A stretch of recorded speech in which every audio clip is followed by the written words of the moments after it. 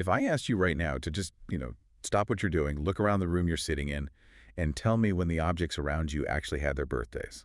Oh, he would get some very weird looks. Right. People would think I was completely out of my mind. But, I mean, really think about it. Does the coffee mug on your desk have a birthday? Right. What about the building you might be sitting in right now? Like, when exactly did that come into existence? Was it when the architect drew the blueprint? Or when they laid the first brick. Exactly. Or the final brick? Surprisingly tough question. Anyway, welcome back to today's deep dive. We are jumping into something incredibly layered and, honestly, genuinely surprising today. Yeah, it really is. We are looking at a speech delivered back on February 18, 1983. This was at the World Mission Center in New York City. The title of the speech is The Birth of a New Providence, and it was delivered by Reverend Myung Moon. And it is a fascinating piece of rhetoric. It really is. Our mission today is to explore how this specific speech uses a series of incredibly vivid, highly unusual, and, escalating everyday analogies. Right, things you wouldn't expect. Yeah, everything from boxed-up suits to freezing in your underwear to breathless hunting dogs. A hunting dog And once, it's wild, right? but he uses all of this to construct a massive, overarching theological vision about what God desires and what the ultimate purpose of humanity actually is. Right. And before we get into the mechanics of those metaphors, there are two crucial pieces of groundwork we really need to lay out. First was just define that title, because it sets the stakes for everything we're about to discuss today. Yeah, providence is a heavy word. Exactly.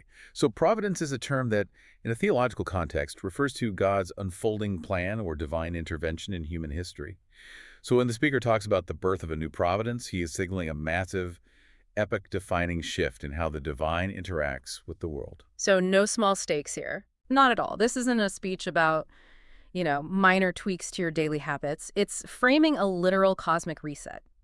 And secondly, and this is very importantly, I need to state clearly that the source material we are examining today obviously contains very specific religious, philosophical, and organizational viewpoints. Right. We want to make it absolutely explicit to you listening right now that we are not endorsing the viewpoints, the theology, or the politics of this content. Yeah, we're just analyzing it. Exactly. Our sole objective today is to impartially report on the ideas contained in this original 1983 speech and to analyze its rhetorical structure.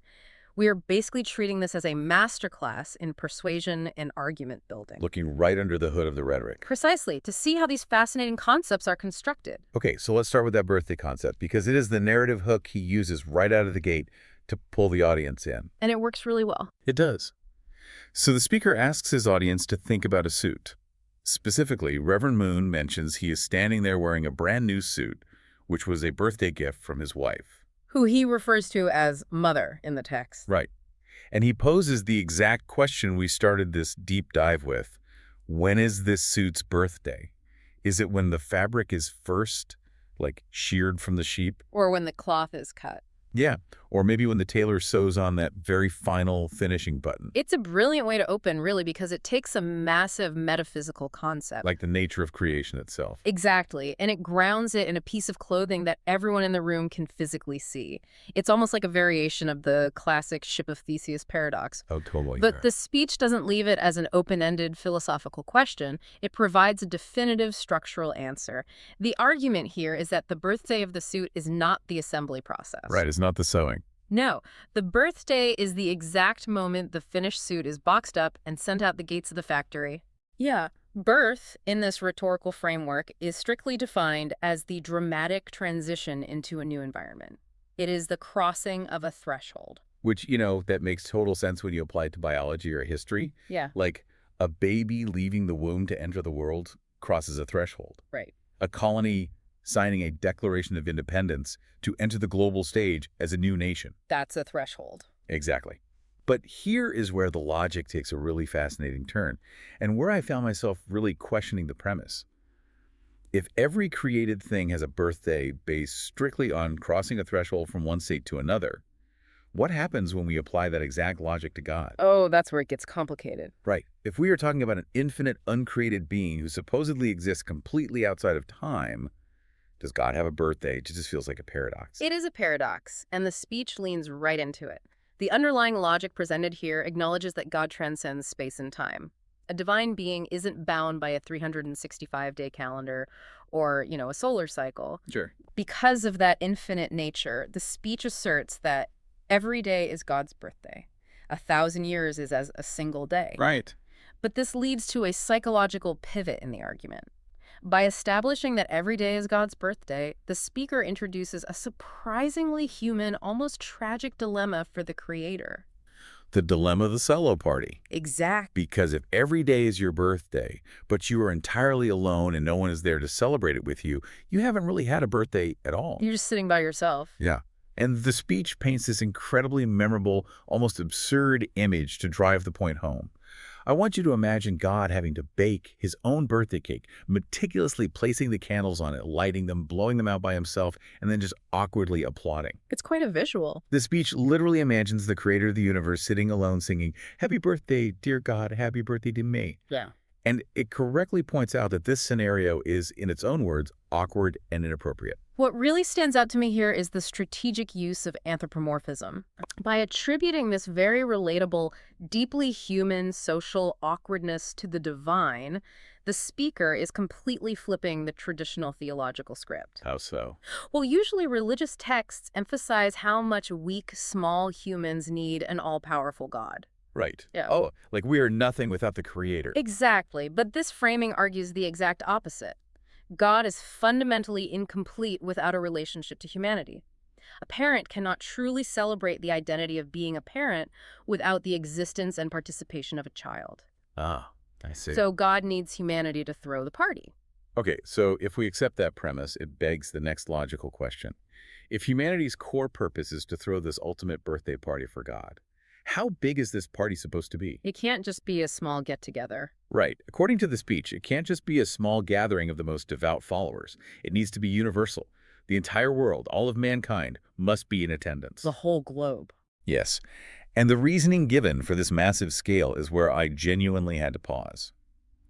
The speech states that God demands a universal party because God is greedy and ambitious. Yeah, that's a strong phrase. Okay, I have to push back hard on this. I understand using provocative language, but using the word greed as a positive divine attribute feels like a massive PR risk. Oh, definitely. I mean, greed is universally considered a negative trait, right? It's literally a cardinal sin. Right. When I think of greed, I picture like a billionaire hoarding wealth while people starve outside his mansion.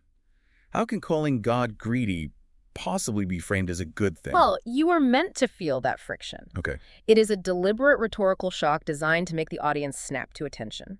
What the speaker does next is systematically redefine the word greed by untethering it from action and attaching it entirely to motivation. Okay, motivation. Right. The theological argument here assumes that God does, in fact, want to own absolutely everything in the universe, total monopoly. Right. But, and this is the mechanism driving the theology, he only wants to own everything so he can turn around and give the most precious, vast gifts possible to his loved ones. Oh, I see.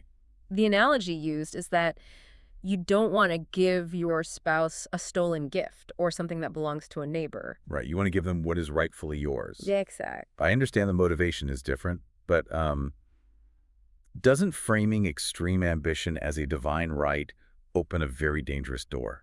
Like, couldn't any leader in any organization use that exact logic to justify terrible selfish behavior? That's a very common criticism. Yeah, they could just say, oh, I'm not being a tyrant. I'm just practicing divine ambition for the greater good. It is a very valid critique of the concept, and it's a tension the text attempts to resolve by establishing an incredibly strict test for this behavior. A test. Yeah.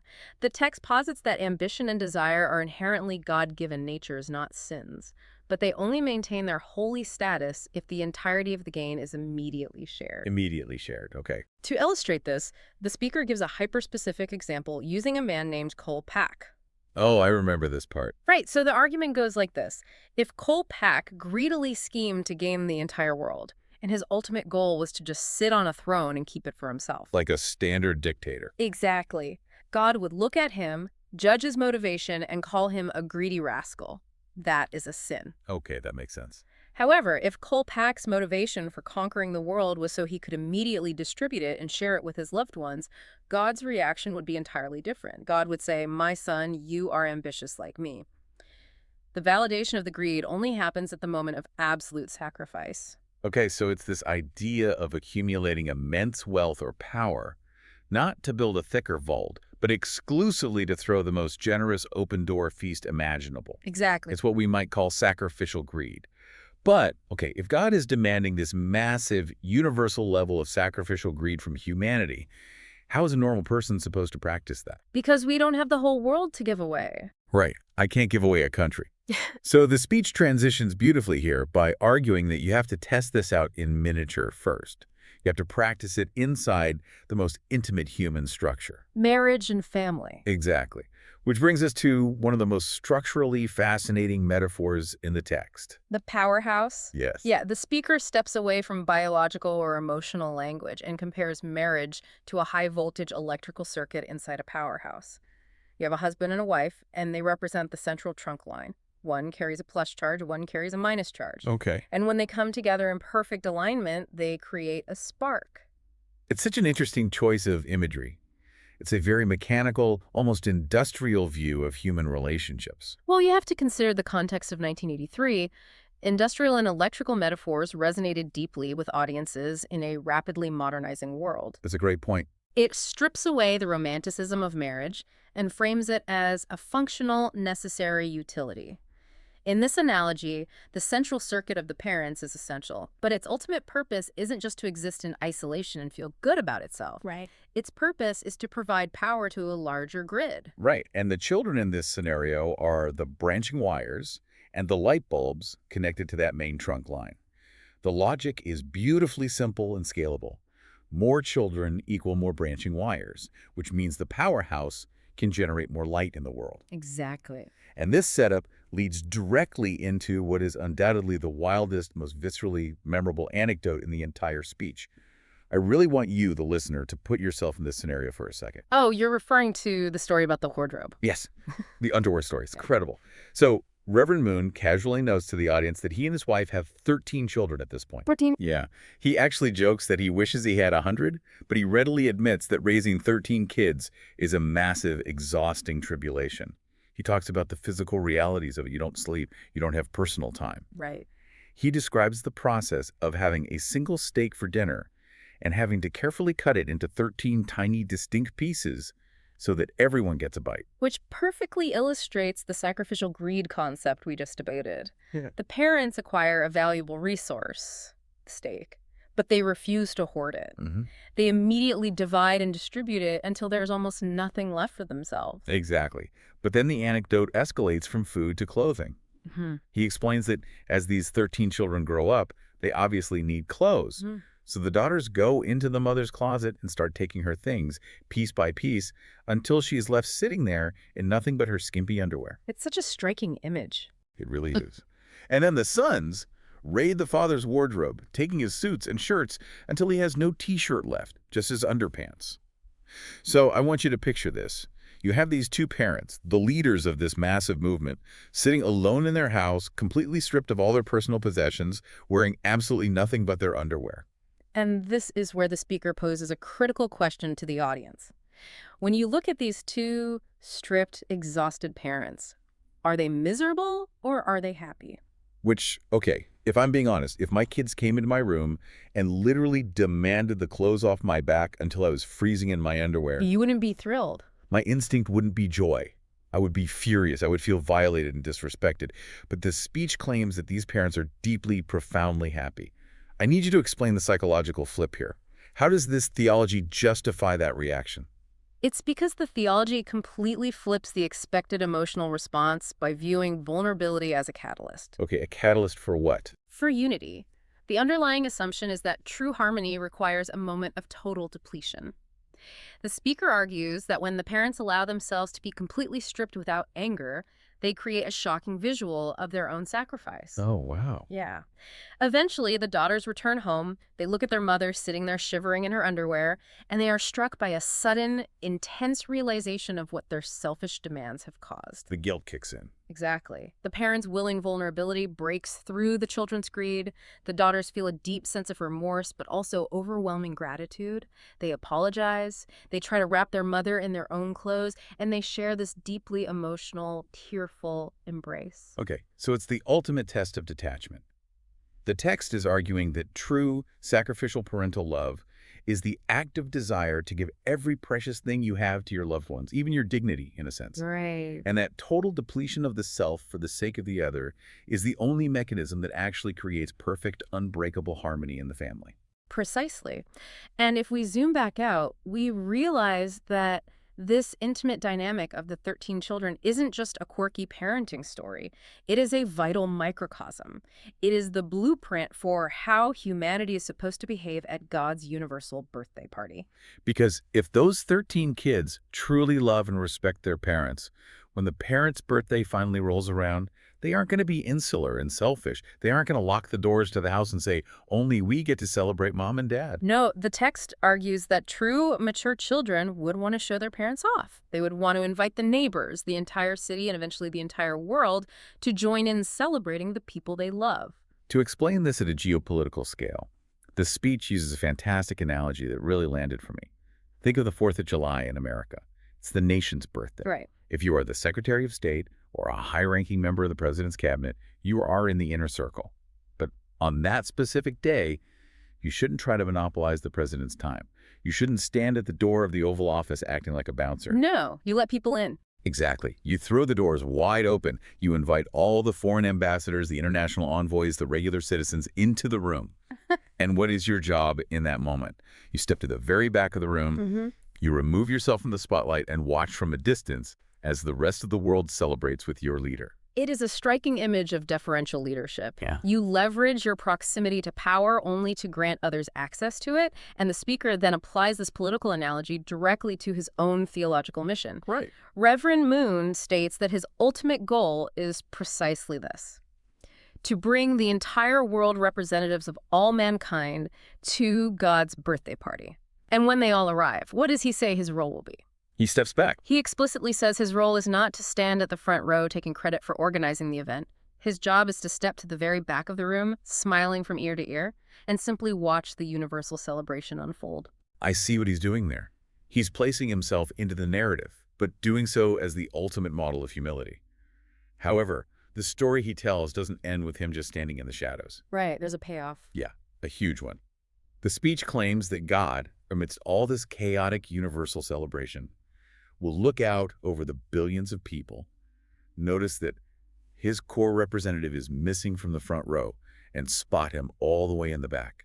God will then call him forward through the crowd, and when he gets to the front, God hands him his entire inheritance of the universe. And pay close attention to how the crowd reacts in this hypothetical scenario.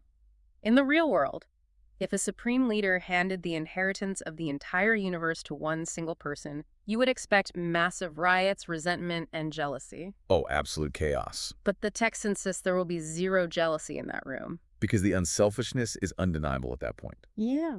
Everyone standing in that room will know that the absolute only reason they were invited to the party in the first place was because of this man's sacrificial love. He didn't hoard his VIP access to God. He shared it with everyone. So the crowd doesn't riot, they applaud. They universally agree he deserves it. We are right back to that holy ambition concept from earlier. He gained the inheritance of the universe because he mathematically proved through his actions that he only wanted it so he could facilitate joy for others. It is a neatly closed logical loop. Oh. However, as the speech pivots into its final sections, it introduces a reality check. Okay. It makes it clear that this grand cosmic birthday party where everyone applauds in perfect harmony is a future goal. There's a massive prerequisite.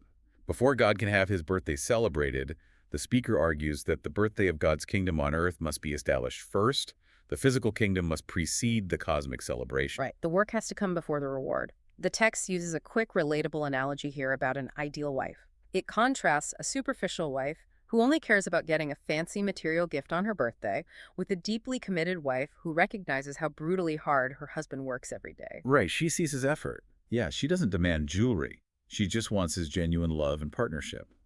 The husband, in turn, proves his love not with cheap words, but by freely giving his entire hard-earned paycheck to her account. The underlying message is about action, mutual sacrifice, and proving your total dedication before demanding a seat at the party. Which perfectly sets the stage for the final and arguably most visceral metaphor of the entire speech. Up until this point, we've had analogies about suits, cakes, and powerhouses. Yeah, pretty standard stuff. But to describe the current grueling state of his believers, the speaker doesn't use the language of passive waiting or peaceful meditation. He compares his followers to heavenly hunting dogs. I have to say, this metaphor was so incredibly striking. It paints this vivid, kinetic picture of a loyal dog following its master deep into a hunt. The dog isn't resting. It is running breathlessly all day long, sprinting up and down jagged mountains, tearing through rough brush and fields. It's exhausting just thinking about it. It is. And the text goes out of its way to specifically mention the dog getting sharp thorns stuck in its paws. The speaker explicitly equates those thorns to the daily persecution, the public pushback, and the sheer exhaustion the followers are currently facing in their real lives. This is where we see the absolute brilliance of the rhetorical strategy at play. Think about the audience sitting in that room in 1983. They are likely exhausted, facing societal rejection, and wondering if their intense efforts are worth it. Absolutely. What the speaker does here is execute a masterful psychological reframe. He takes their pain, their exhaustion, the metaphorical thorns, and tells them, this pain is not meaningless suffering. This pain is a necessary, noble byproduct of the hunt. And the hunt has a very specific rhythm that redefines what victory looks like. The dog runs itself ragged to rout the pheasants, forcing them to fly up out of the brush. The master takes the shot, and the bird falls. But the speech argues that the victory doesn't belong to the master who fired the gun. The true victory belongs to the exhausted hunting dog, who proudly retrieves the fallen bird, carries it back in its mouth, and gently places it right at the master's feet. And where does the dog find its true reward in that climactic moment? It doesn't immediately rip into the meat and eat the bird. No. The text says the dog finds its ultimate victory simply by looking up and making eye contact with the master. It is the silent recognition, the shared triumph between the creator and the creation. Only after that connection is made does the master say, well done, and share a portion of the catch. It's a phenomenal way to communicate with an audience that is running on empty. He's looking at his followers who are running themselves ragged through cities and towns to build this movement, and he's telling them, your breathlessness isn't a sign of failure. The fact that your feet are bleeding means you are officially part of the hunt. That's a powerful reframe. This is the ultimate payoff of the title. This is what the birth of a new Providence actually means. It is the birth of a new breed of spiritual champions who are willing to run themselves absolutely breathless, absorbing all the thorns to make God's kingdom a reality on earth, so that the ultimate universal birthday party can finally take place. When you zoom out and look at the architecture of the arguments we've examined today, it truly is a masterclass in rhetorical escalation and psychological reframing. We started with something as mundane as the cardboard box holding a new suit to establish a philosophical baseline about crossing a threshold. Then we escalated to the surprisingly funny, yet deeply poignant image of God singing happy birthday to himself in an empty room, which established the divine necessity of humanity. From there, we moved into the intensely personal sphere, using the powerhouse and the parents freezing in their underwear to completely redefine the concept of greed and demonstrate the painful mechanics of sacrificial love. And finally, we blew the doors open to the geopolitical scale with the July 4th ambassador analogy before grounding the current, difficult reality of the listeners in the visceral, sweaty, thorn-filled metaphor of the heavenly hunting dog. It takes the listener from the factory floor to the grandest cosmic vision imaginable, using nothing but everyday images. It leaves us with a tremendous amount to consider, regardless of our own theological or philosophical leanings. And perhaps the most provocative insight this text offers isn't about the mechanics of God's birthday, but about the invisible cognitive frameworks we rely on every single day. What do you mean? Well, when you look at the metaphors that govern your own life, whether you view your personal ambitions as selfish hoarding or as gathering tools to share with others, how much does that framing alter your daily reality? Wow, yeah. If we choose to view our own daily struggles, our exhaustion, not as pointless, chaotic suffering, but rather like the thorns in the paws of a loyal hunting dog working toward a shared victory, does it completely change the way we process pain? The metaphors we choose don't just describe our world, they actively build it. That is a phenomenal question to leave off on. If birth truly is a dramatic transition into a new environment, maybe consciously shifting the metaphors we use to understand our own lives is the very first step across that threshold. Thank you so much for joining us on this deep dive today. Keep questioning the narratives around you, keep unpacking the metaphors that shape your reality, and we will see you next time.